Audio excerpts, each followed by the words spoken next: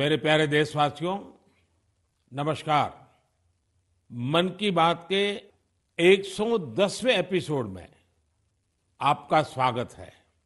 हमेशा की तरह इस बार भी हमें आपके ढेर सारे सुझाव, इनपुट्स और कमेंट्स मिले हैं और हमेशा की तरह इस बार भी ये चुनौती है कि एपिसोड में किन किन विषयों को शामिल किया जाए।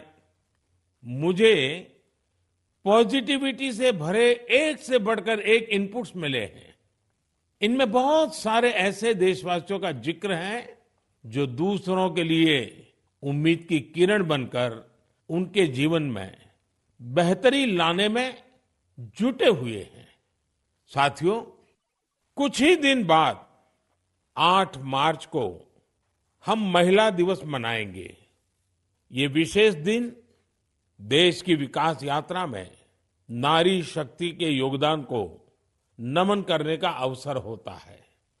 महाकवि भरतियार जी ने कहा है कि विश्व तभी समृद्ध होगा जब महिलाओं को समान अवसर मिलेंगे। आज भारत की नारी शक्ति हर क्षेत्र में प्रगति की नई ऊंचाइयों को छू रही है। कुछ वर्ष पहले तक किसने सोचा था कि हमारे देश में गांव में रहने वाली महिलाएं भी ड्रोन उड़ाएंगी, लेकिन आज ये संभव हो रहा है। आज तो गांव-गांव में ड्रोन दीदी की इतनी चर्चा हो रही है, हर किसी की जुबान पर नमो ड्रोन दीदी, नमो ड्रोन दीदी ये चल पड़ा है। हर कोई इसके विषय में चर्चा कर रहा है। एक बहुत बड़ी जिज्ञासा पैदा हुई है और इसलिए मैंने भी सोचा कि क्यों ना इस बार मन की बात में एक नमो ड्रोन दीदी से बात की जाए। हमारे साथ इस वक्त नमो ड्रोन दीदी सुनीता जी जुड़ी हुई हैं, जो उत्तर प्रदेश के सीतापुर से हैं। आइए उनसे बात करते हैं। सुनीता देवी जी, आपको नमस्कार। नमस्ते सर। अच्छा सुनीता जी, पहले मैं आपके विषय में जानना चाहता हूँ, आपके परिवार के विषय में जानना चाहता हूँ। थोड़ा कुछ बता दीजिए। सर, हमारे परिवार में 2 बच्चे हैं, हमें हस्बैंड हैं, माता जी हैं मेरी। आपकी पढ़ाई क्या हुई Sunita ji? Sir, BA final है। और वैसे घर में कारोबार वगैरह क्या है? कारोबार वगैरह खेती-बाड़ी संबंधित करते हैं, खेती वगैरह। अच्छा सुनीता जी, ये ड्रोन दीदी बनने का आपका सफर कैसे शुरू हुआ? आपको ट्रेनिंग कहाँ मिली? कैसे कैसे बदलाव क्या आया? मुझे पहले से जानना है। जी सर, ट्रेनिंग हमारी फूलपुर एफको में हुआ था, इलाहाबाद में, और वहीं से हमको ट्रेनिंग मिली है। तो तब तक आपने ड्रोन के विषय में सुना था कभी? सर, सुना नहीं था। एक बार ऐसे देखे थे, कृषि विज्ञान केंद्र जो सीतापुर का है, वहाँ पे हमने देखा था, पहली बार वहाँ देखा था हमने ड्रोन। सुनीता जी, मुझे ये समझना है कि मानो आप पहले दिन गए, जी। पहले दिन आपका ड्रोन दिखाया होगा, फिर कुछ बोर्ड पे पढ़ाया गया होगा, कागज पे पढ़ाया गया होगा, फिर मैदान में ले जाके प्रैक्टिस, क्या क्या हुआ होगा? आप मुझे समझा सकती है पूरा वर्णन? जी जी सर, पहले दिन सर हम लोग जब गए हैं तो उसके दूसरे दिन से हम लोगों की ट्रेनिंग शुरू हुई थी। पहले तो थ्योरी पढ़ाई गई थी, सब क्लास चले थे 2 दिन। क्लास में ड्रोन में क्या क्या पार्ट हैं, कैसे कैसे आपको क्या क्या करना है, ये सारी चीजें थ्योरी में पढ़ाई गई थी। तीसरे दिन सर हम लोगों का पेपर हुआ था। उसके बाद में फिर सर एक कंप्यूटर पे भी पेपर हुआ था। मतलब पहले क्लास चला, उसके बाद में टेस्ट लिया गया, फिर प्रैक्टिकल करवाया गया था हम लोगों का। मतलब ड्रोन कैसे उड़ाना है, कैसे कैसे मतलब आपको कंट्रोल कैसे संभालना है, हर चीज सिखाई गई थी प्रैक्टिकल के तौर में। फिर ड्रोन काम क्या करेगा, वो कैसे सिखाया? सर, ड्रोन काम करेगा कि जैसे अभी फसल बड़ी हो रही, बरसात का मौसम या कुछ भी ऐसे बरसात में दिक्कत होती, खेत में फसल में हम लोग घुस नहीं पा रहे हैं, तो कैसे मजदूर अंदर जाएगा। तो इसके माध्यम से हम बहुत फायदा किसानों को होगा और वहाँ खेत में घुसना भी नहीं पड़ेगा। हमारा ड्रोन जो हम मजदूर लगा के अपना काम करते हैं, वो हमारा ड्रोन से मेड़ पे खड़े होके हम अपना वो कर सकते हैं। कोई कीड़ा मकोड़ा अगर खेत के अंदर है उससे हमें सावधानी भी बरतनी रहेगी, कोई दिक्कत नहीं हो सकती है। और किसानों को भी बहुत अच्छा लग रहा है सर। हमने 35 एकड़ स्प्रे कर चुके हैं अभी तक। तो किसानों को भी समझ है कि इसका फायदा है।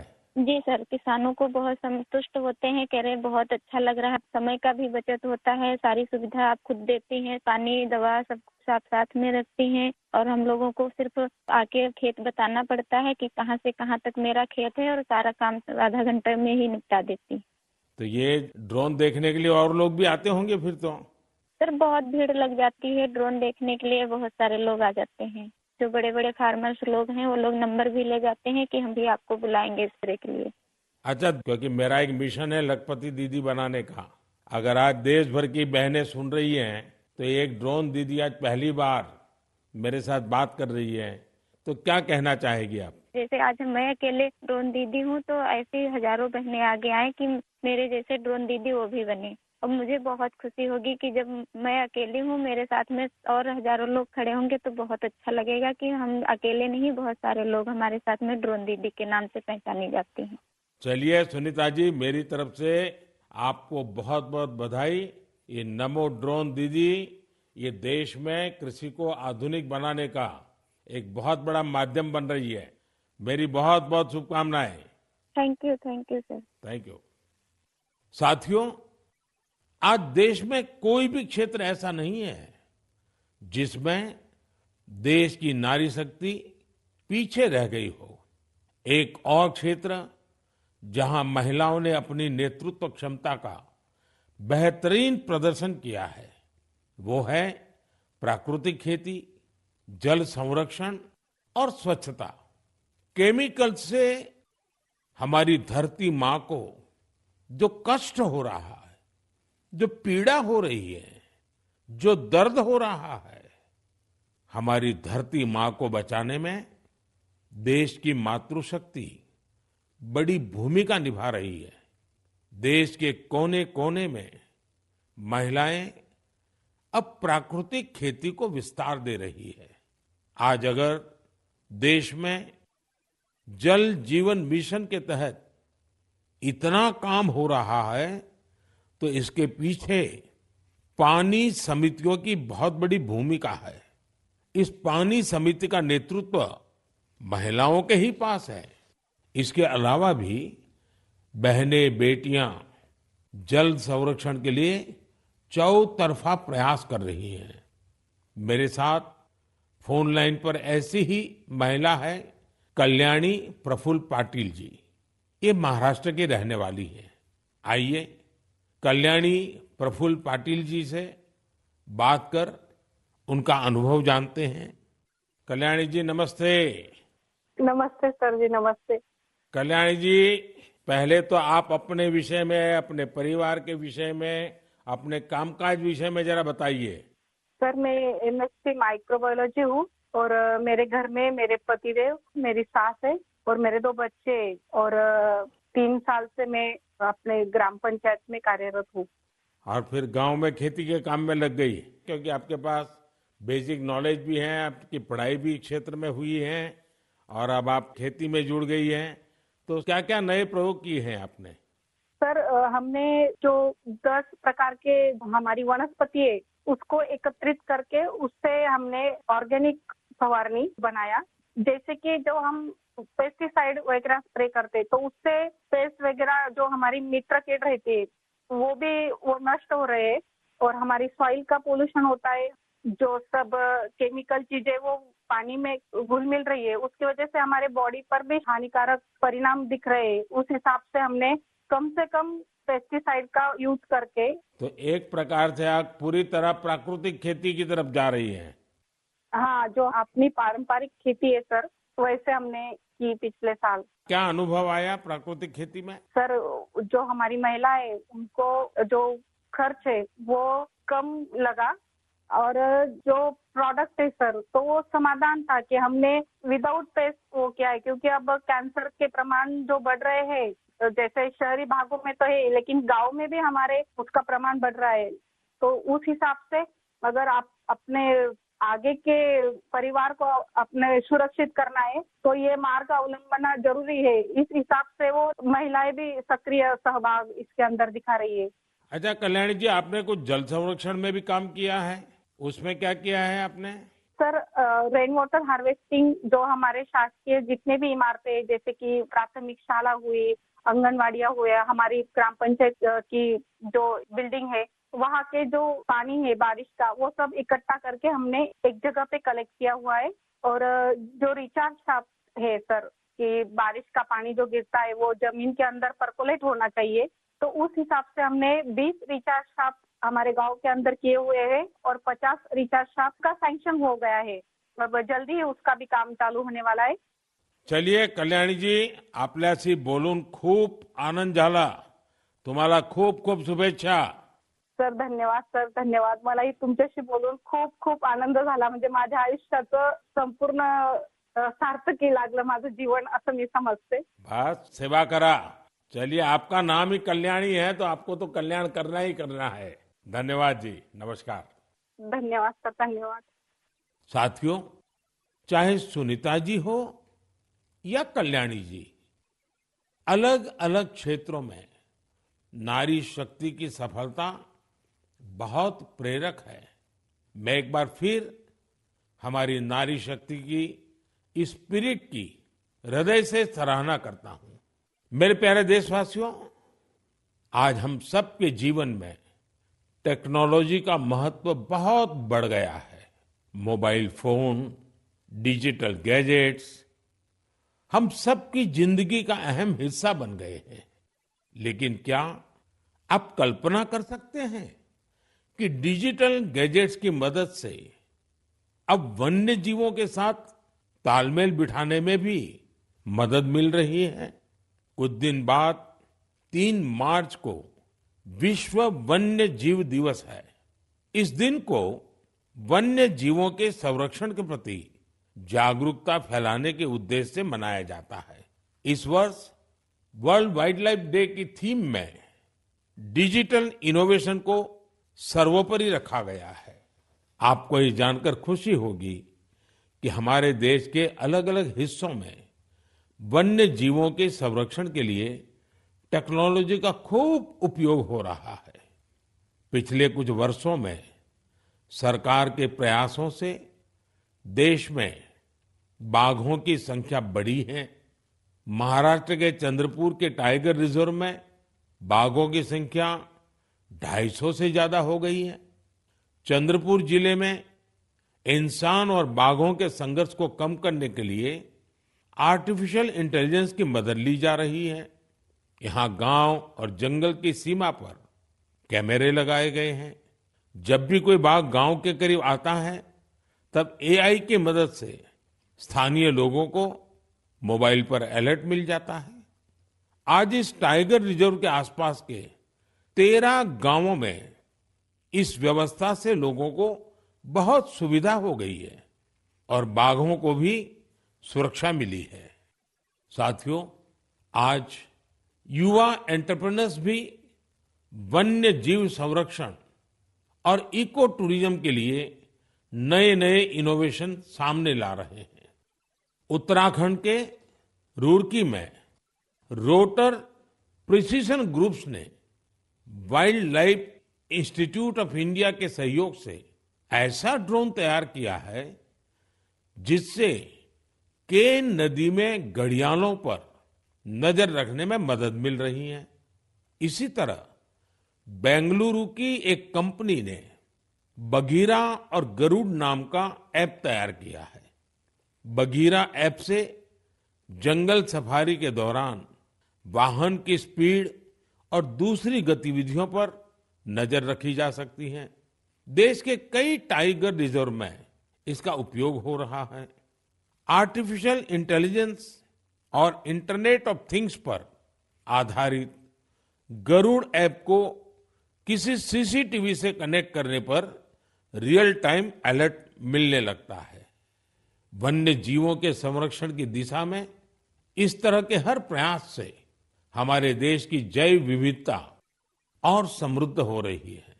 साथियों, भारत में तो प्रकृति के साथ तालमेल हमारी संस्कृति का अभिन्न हिस्सा रहा है।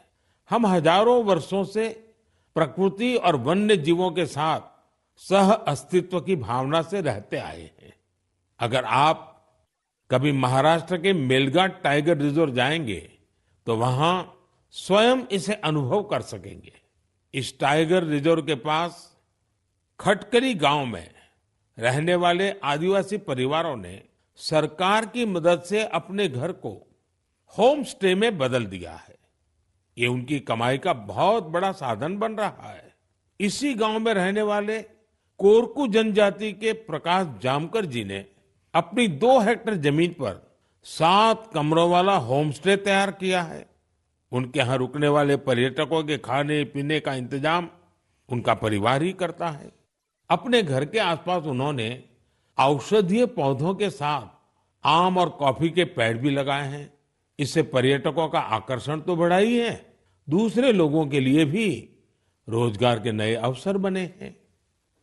मेरे प्यारे देशवासियों, जब पशुपालन की बात करते हैं तो अक्सर गाय भैंस तक ही रुक जाते हैं, लेकिन बकरी भी तो एक अहम पशुधन है जिसकी उतनी चर्चा नहीं होती है।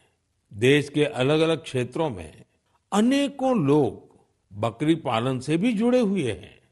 ओडिशा के कालाहंडी में बकरी पालन गांव के लोगों की आजीविका के साथ साथ उनके जीवन स्तर को ऊपर लाने का भी एक बड़ा माध्यम बन रहा है।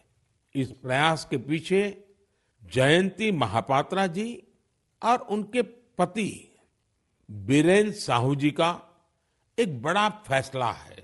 ये दोनों बेंगलुरु में मैनेजमेंट प्रोफेशनल्स थे, लेकिन इन्होंने ब्रेक लेकर कालाहंडी के सालेभाटा गांव आने का फैसला लिया। ये लोग कुछ ऐसा करना चाहते थे जिससे यहाँ के ग्रामीणों की समस्याओं का समाधान भी हो, साथ ही वो सशक्त भी बने। सेवा और समर्पण से भरी अपनी इसी सोच के साथ इन्होंने माणिकस्तु एग्रो की स्थापना की और किसानों के साथ काम शुरू किया।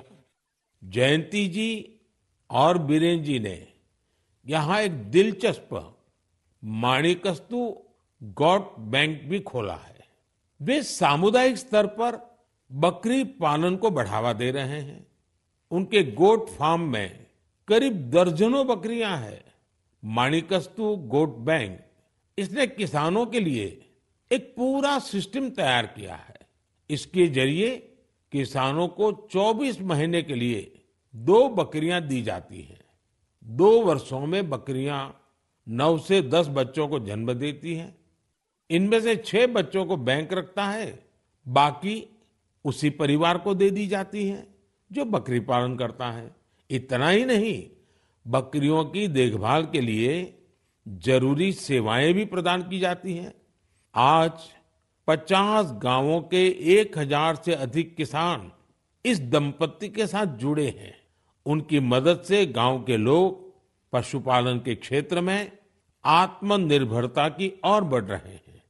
मुझे ये देखकर बहुत अच्छा लगता है कि विभिन्न क्षेत्रों में सफल प्रोफेशनल्स छोटे किसानों को सशक्त और आत्मनिर्भर बनाने के लिए नए नए तरीके अपना रहे हैं।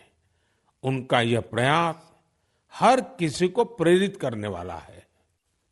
मेरे प्यारे देशवासियों, हमारी संस्कृति की सीख है परमार्थ परमो धर्मः, यानी दूसरों की मदद करना ही सबसे बड़ा कर्तव्य है।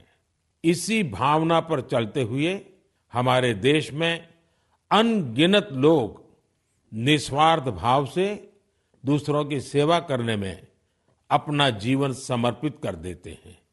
ऐसे ही एक व्यक्ति है बिहार में भोजपुर के भीम सिंह भवेश जी। अपने क्षेत्र के मुसहर जाति के लोगों के बीच इनके कार्यों की खूब चर्चा है। इसलिए मुझे लगा कि क्यों न आज इनके बारे में भी आपसे बात की जाए। बिहार में मुसहर एक अत्यंत वंचित समुदाय रहा है। बहुत गरीब समुदाय रहा है। भीम सिंह भवेश जी ने इस समुदाय के बच्चों की शिक्षा पर अपना फोकस किया है ताकि उनका भविष्य उज्जवल हो सके। उन्होंने मुसहर जाति के करीब 8,000 बच्चों का स्कूल में दाखिला कराया है। उन्होंने एक बड़ी लाइब्रेरी भी बनवाई है जिससे बच्चों को पढ़ाई लिखाई की बेहतर सुविधा मिल रही है।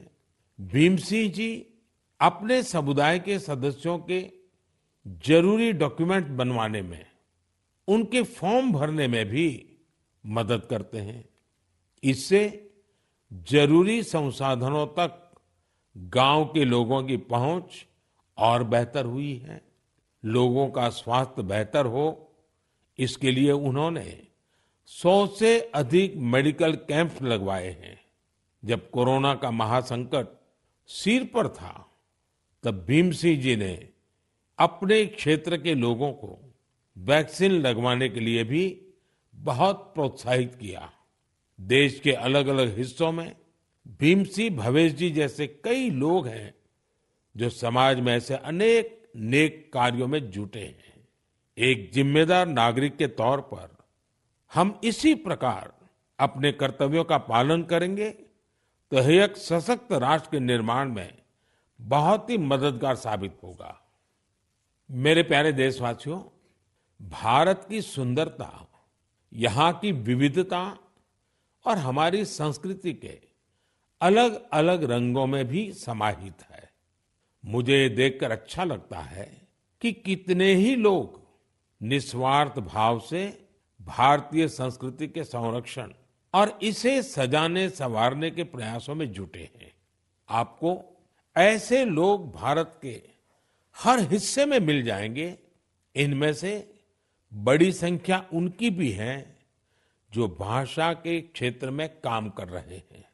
जम्मू कश्मीर में गांदरबल के मोहम्मद मानशाह जी पिछले 3 दशकों से गोजरी भाषा को संरक्षित करने के प्रयासों में जुटे रहे हैं।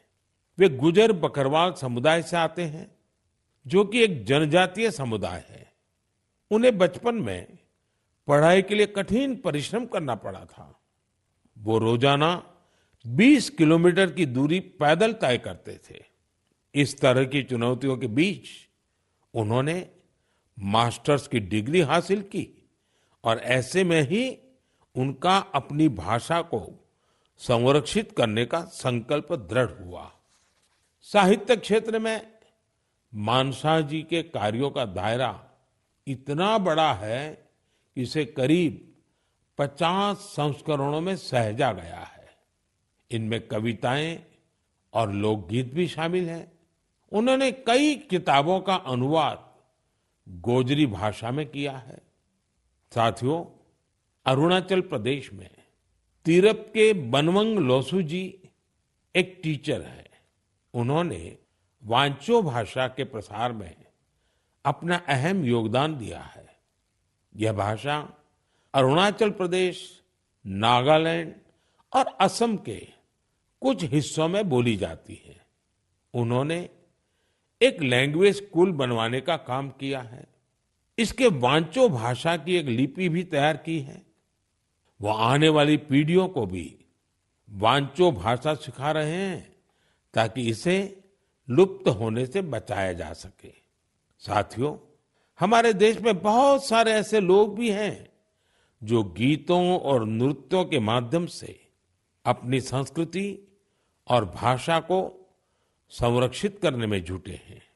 कर्नाटका के वेंकप्पा अंबाजी सुगेटकर, उनका जीवन भी इस मामले में बहुत प्रेरणादायी है। यहाँ के बागलकोट के रहने वाले सुगाटकर जी एक लोक गायक हैं। इन्होंने 1000 से अधिक गोंधड़ी गाने गाए हैं। साथ ही इस भाषा में कहानियों का भी खूब प्रचार प्रसार किया है। उन्होंने बिना फीस लिए सैकड़ों विद्यार्थियों को ट्रेनिंग भी दी है। भारत में उमंग और उत्साह से भरे ऐसे लोगों की कमी नहीं जो हमारी संस्कृति को निरंतर समृद्ध बना रहे हैं। आप भी इनसे प्रेरणा लीजिए, कुछ अपना करने का प्रयास करिए, आपको बहुत संतोष का अनुभव होगा। मेरे प्यारे देशवासियों, 2 दिन पहले मैं वाराणसी में था और वहां मैंने एक बहुत ही शानदार फोटो प्रदर्शनी देखी। काशी और आसपास के युवाओं ने कैमरे पर जो मोमेंट कैप्चर किए हैं वो अद्भुत है। इसमें काफी फोटोग्राफ्स ऐसी हैं जो मोबाइल कैमरे से खींची गई थी। वाकई आज जिसके पास मोबाइल है वो एक कंटेंट क्रिएटर बन गया है। लोगों को अपना हुनर और प्रतिभा दिखाने में सोशल मीडिया ने भी बहुत मदद की है। भारत के हमारे युवा साथी कंटेंट क्रिएशन के क्षेत्र में कमाल कर रहे हैं। चाहे कोई भी सोशल मीडिया प्लेटफॉर्म हो, आपको अलग अलग विषयों पर अलग अलग कंटेंट शेयर करते हमारे युवा साथी मिल ही जाएंगे। टूरिज्म हो, सोशल कॉज हो, पब्लिक पार्टिसिपेशन हो या फिर प्रेरक जीवन यात्रा, इनसे जुड़े तरह तरह के कंटेंट्स सोशल मीडिया पर मौजूद है। कंटेंट क्रिएट कर रहे देश के युवाओं की आवाज आज बहुत प्रभावी बन चुकी है। उनकी प्रतिभा को सम्मान देने के लिए देश में नेशनल क्रिएटर्स अवार्ड शुरू किया गया है। इसके तहत अलग अलग कैटेगरीज में उन चेंज मेकर्स को सम्मानित करने की तैयारी है जो सामाजिक परिवर्तन की प्रभावी आवाज बनने के लिए टेक्नोलॉजी का उपयोग कर रहे हैं। यह कॉन्टेस्ट माईगॉव पर चल रहा है और मैं कंटेंट क्रिएटर्स को इससे जुड़ने के लिए आग्रह करूंगा। आप भी अगर ऐसे इंटरेस्टिंग कंटेंट क्रिएटर्स को जानते हैं तो उन्हें नेशनल क्रिएटर्स अवार्ड के लिए जरूर नॉमिनेट करें। मेरे प्यारे देशवासियों, मुझे इस बात की खुशी है कि कुछ दिन पहले ही चुनाव आयोग ने एक और अभियान की शुरुआत की है, मेरा पहला वोट देश के लिए। इसके जरिए विशेष रूप से फर्स्ट टाइम वोटर्स से अधिक संख्या में मतदान करने का आग्रह किया गया है। भारत को जोश और ऊर्जा से भरी अपनी युवा शक्ति पर गर्व है। हमारे युवा साथी चुनावी प्रक्रिया में जितनी अधिक भागीदारी करेंगे, इसके नतीजे देश के लिए उतने ही लाभकारी होंगे। मैं भी फर्स्ट टाइम वोटर से आग्रह करूंगा कि वह रिकॉर्ड संख्या में वोट करें। 18 का होने के बाद आपको 18वीं लोकसभा के लिए सदस्य चुनने का मौका मिल रहा है। यानी ये 18वीं लोकसभा भी युवा आकांक्षा का प्रतीक होगी। इसलिए आपके वोट का महत्व और बढ़ गया है। आम चुनावों की इस हलचल के बीच आप युवा न केवल राजनीतिक गतिविधियों का हिस्सा बनिए, बल्कि इस दौरान चर्चा और बहस को लेकर भी जागरूक बने रहिए।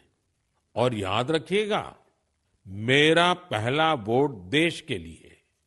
मैं देश के इन्फ्लुएंसर्स को भी आग्रह करूंगा, चाहे वो खेल जगत के हो, फिल्म जगत के हो, साहित्य जगत के हो, दूसरे प्रोफेशनल्स हो या हमारे इंस्टाग्राम और यूट्यूब के इन्फ्लुएंसर्स हो, वो भी इस अभियान में बढ़ चढ़कर हिस्सा लें और हमारे फर्स्ट टाइम वोटर्स को मोटिवेट करें।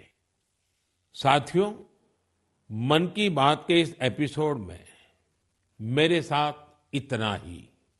देश में लोकसभा चुनाव का माहौल है और जैसा कि पिछली बार हुआ था, संभावना है कि मार्च के महीने में आचार संहिता भी लग जाएगी।